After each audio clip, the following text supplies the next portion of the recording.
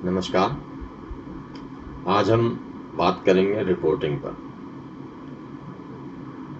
समाचार लेखन को ही रिपोर्टिंग कहा जाता है। संवाददाता समाचार संकलित करके उसकी रिपोर्ट तैयार करता है। रिपोर्ट तैयार करने को ही समाचार लेखन कहते हैं। पत्रकारिता जगत में समाचार को कथा, न्यूज स्टोरी भी कहते हैं। समाचार को कथा के रूप में रसीला, नशीला, चुटीला और दिलचस्प बनाकर प्रस्तुत करना एक सफल कलाकार की क्षमता पर निर्भर करता है। समाचार लिखते समय कुछ बातों का ख्याल रखना चाहिए, जैसे कोई भी कथा कम से कम सत्य प्रतीत होनी चाहिए, सुसंगत होनी चाहिए, अच्छे ढंग से कही जानी चाहिए, संक्षिप्त और नई होनी चाहिए। जब कभी इन नियमों का उल्लंघन होगा, बुद्धिमान मनुष्य उसे छोड़कर सो जाएगा, मूर्ख भले ही उसकी प्रशंसा करे। समाचार लेखन में कई प्रक्रियाएं पूरी की जाती हैं, जैसे समग्र तथ्यों को संकलित करना, कथा की काया की योजना बनाना और उसे लिखना, आमुख लिखना, परिच्छेदों का निर्धारण करना, वक्ता के कथन को अविकल रूप में प्रस्तुत करना और सूत्रों के संकेत को उद्धृत करना। कथा काया की प्रस्तुति में ऐसा प्रयास होता है कि प्रथम अनुच्छेद में घटना की जानकारी हो जाए, पुनः घटना के उद्देश्य, उसकी प्रक्रिया, पृष्ठभूमि तथा प्रतिक्रिया को स्पष्ट करना चाहिए। तत्पश्चात समाचार के पारस्परिक संबंधों का उल्लेख होता है।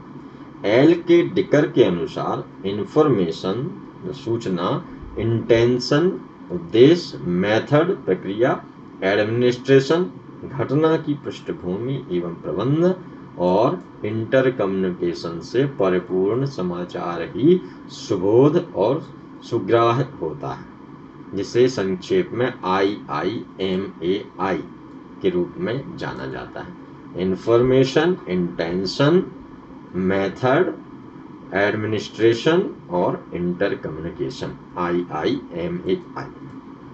समाचार लेखन में वही पत्रकार सफल माना जाता है जो भाषाविद हो। सरल, प्रवाहपूर्ण, सुस्पष्ट और चटपटी भाषा में लिखित समाचार सर्वग्राह्य होता है। छोटे वाक्य, छोटे अनुच्छेद, स्वीकारात्मक भाव और जोशीली भाषा का प्रयोग कर कोई भी सुलेखक हो सकता है।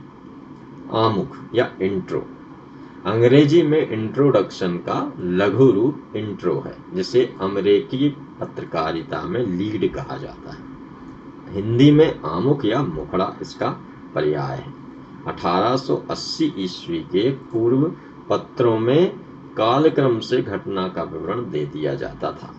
सर्वप्रथम एडविन एल शूमैन ने आमुख द्वारा आकर्षक समाचार रचना पर ध्यान दिया। समाचार का पहला अनुच्छेद, जिसमें संवाद का सार सर्वस्व निहित हो, आमुख होता है। क्या, कहाँ, कब, किसने, क्यों और कैसे की तुलना सीधे, सपाट और छोटे वाक्यों में पाने के लिए आमुख दिया जाता है। यह पूरे समाचार का प्रदर्शन कक्ष, शो विंडो है, जिसे कथ्य का परिचय तो प्राप्त होता ही है, पाठकों को आकर्षित भी किया जाता है। आमुख तो समाचार दुर्ग का प्रवेश द्वार है। आमुख लेखन के लिए जो प्रक्रियाएं अपनाई जाती हैं वह है कि पहली, संवाद के कब, क्या, कहाँ, कैसे, कौन और किसका की खोज। आमुख में समाहित किए जाने वाले तथ्यों का निर्णय, समाचार के मूल तत्व का चयन, मूल तत्व एवं महत्वपूर्ण सूचनाओं की संक्षेप में प्रस्तुति, आमुख की पूर्णता एवं सुस्पष्टता की जांच। सामान्यतः आमुख तथ्यात्मक और भावात्मक दो रूपों में बनते हैं। संवेदनशीलता की प्रबलता से भावात्मक, नहीं तो साधारणतः तथ्यात्मक आमुख लिखा जाता है। समाचारों की प्रकृति के अनुसार जो आमुख प्रस्तुत होते हैं वे हैं, पहला है सारांश आमुख, समरी लीड। समाचार का मूल भाव संक्षेप में प्रस्तुत किया जाता है। दूसरा है विस्तृत आमुख, कॉम्प्रिहेंसिव लीड। प्रमुख घटना से संबद्ध सभी बातों को लिखा जाता है। कभी कभी 2-3 अनुच्छेदों का प्रयोग हो जाता है। दुर्घटना आमुख, एक्सीडेंट लीड।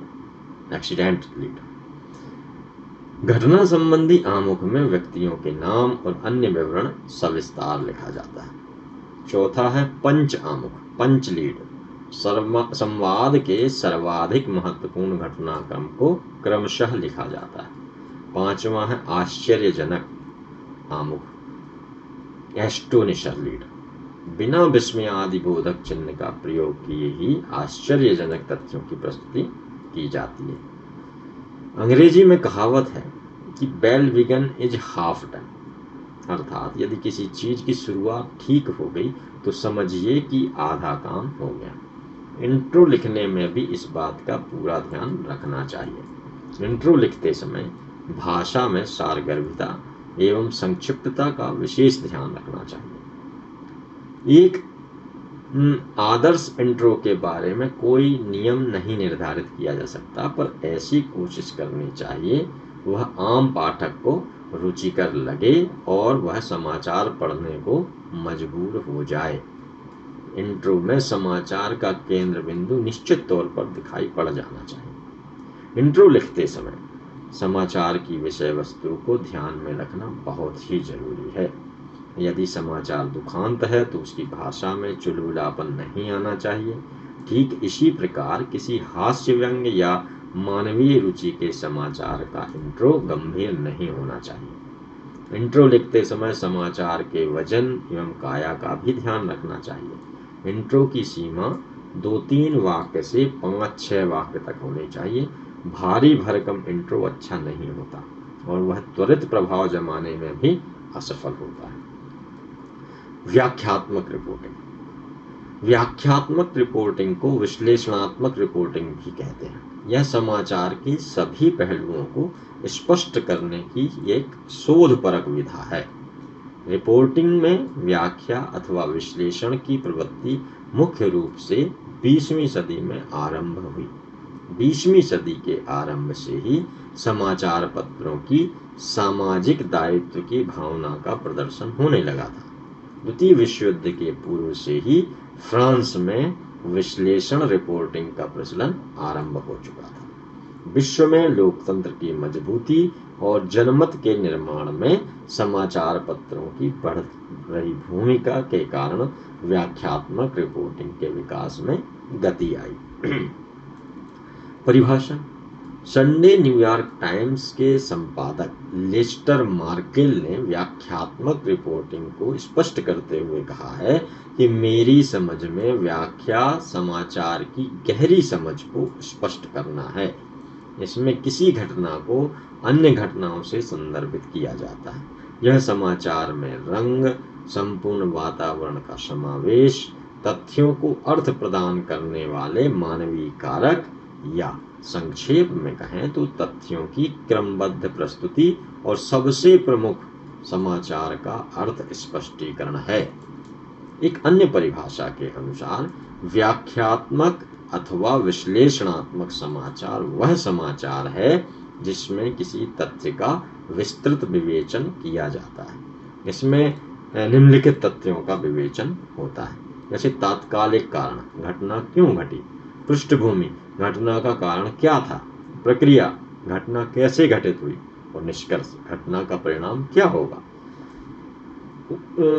ऊपर जो परिभाषाओं से स्पष्ट है कि व्याख्यात्मक रिपोर्टिंग में निम्नलिखित बातें अवश्य होनी चाहिए, जैसे समाचार की गहन छानबीन, अन्य घटनाओं से उसका संबंध और वातावरण तथा मानवीय कारकों का समावेश।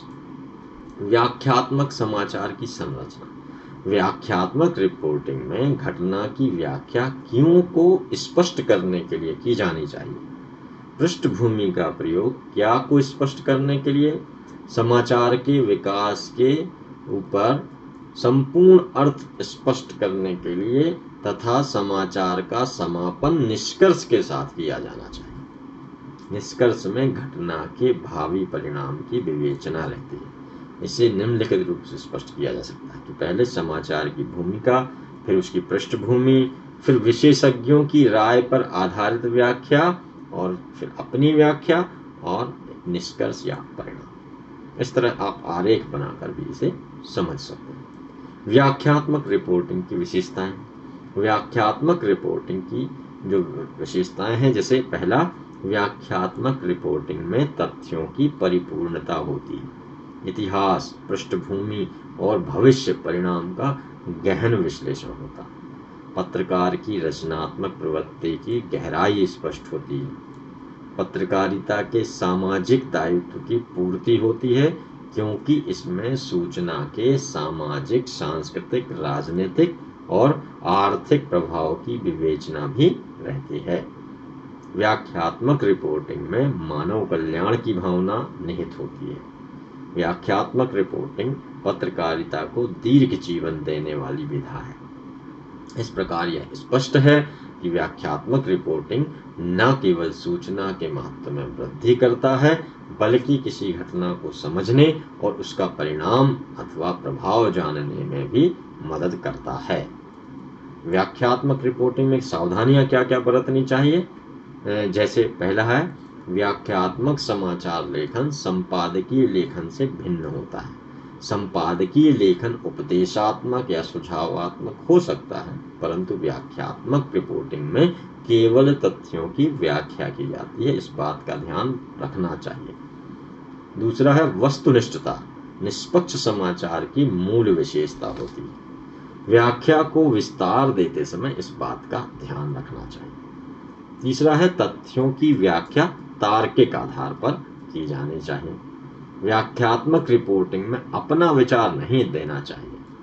व्याख्यात्मक आमुख से मंतव्य स्पष्ट होना चाहिए। छठवां है, व्याख्या करते समय शब्दों अथवा वाक्यों के दोहराव से बचना चाहिए। यथास्थान विशेषज्ञों के कथनों का प्रयोग अथवा कुछ प्रचलित काव्य खंडों, शेर व शायरी का प्रयोग करना चाहिए। और आखिर में घोषित स्रोतों का उल्लेख यथास्थान करते रहना चाहिए।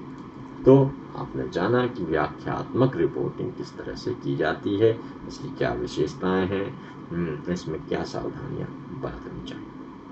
आगे हम जानेंगे कि अन्वेषणात्मक रिपोर्टिंग किसे कहते हैं अगले पाठ में। तब तक के लिए नमस्कार।